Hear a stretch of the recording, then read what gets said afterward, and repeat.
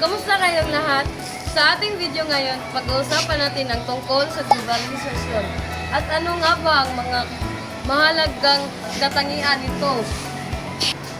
Ayon kay Thomas Friedman, ang globalisasyon ay may apat na pangunahing katangian. Una, malawak. Sumasaklaw ito sa halos lahat ng aspeto ng lipunan. O from ekonomiya to kultura, walang aspeto ng ating buhay ang hindi naapektuhan ng globalisasyon. Pangalawa, mabilis.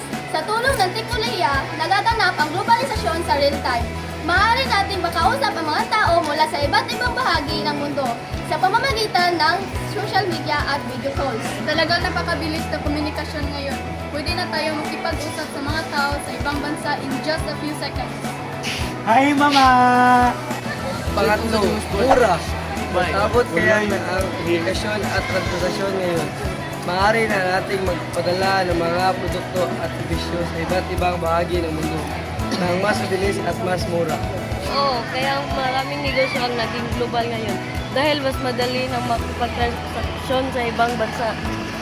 At panghuli, malaki ang epekto ng globalisasyon sa ating kultura, ekonomiya at pamumuhay. Maaaring makita ang impluwensya ng iba't ibang kultura sa ating pagkain, musika at fashion. Tama, kaya nga importante na tayo na may bukas na isipan at handang matuto sa mga bagong kultura at teknolohiya.